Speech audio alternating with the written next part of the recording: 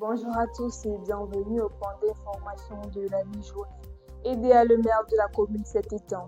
La commune d'EDA est en deuil après l'annonce du décès de son maire Jean Bendier, survenu ce matin à la clinique communale de Douala. L'information a été confirmée par la municipalité sans que les circonstances exactes de la disparition n'aient été dévoilées. Il était à la tête de la commune d'EDA 2 dans la région du littoral et son mandat était marqué par plusieurs initiatives visant à améliorer les conditions de vie des populations. Sa disparition constitue une perte importante pour la municipalité et ses administrés qui reconnaissent en lui un leader engagé et dévoué de la terre de nos ancêtres du soir légère. Urgent, 9 migrants expulsés des États-Unis détenus à Yaoundé. 9 migrants africains expulsés des États-Unis seraient détenus depuis près d'un mois à Yaoundé selon les informations publiées par The New York Times. D'après le journal américain, ces personnes ont été transférées le 14 janvier 2026 par des agents du département de la sécurité intérieure vers le Cameroun où elles sont retenues dans un centre de détention appartenant à l'État.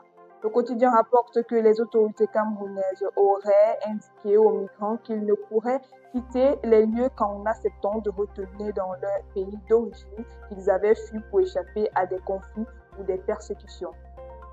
Gabon, suspension des réseaux sociaux sur le territoire.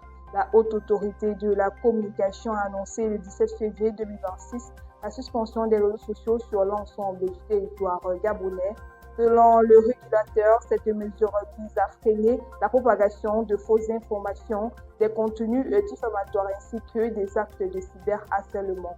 La décision s'inscrit dans un contexte de renforcement de la régulation de l'espace numérique dans le pays. Depuis l'entrée en vigueur de la suspension, de nombreux internautes ont exprimé leur incompréhension, soulignant l'impact de cette coupure sur la communication, les activités économiques et l'accès à l'information. Aucune date n'a encore été communiquée concernant le rétablissement de ces plateformes. Compétition et Camerounais termine 103e à Dubaï.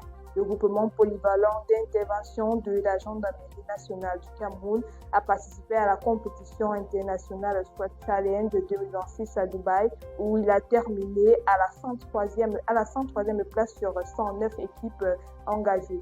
La compétition a mis à l'épreuve les capacités des unités d'élite en matière d'endurance physique, de précision tactique et de coordination opérationnelle.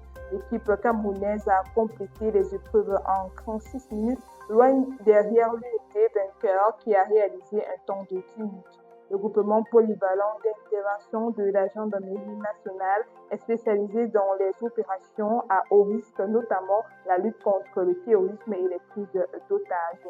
Ainsi votre actualité ce matin. Merci de nous avoir suivis.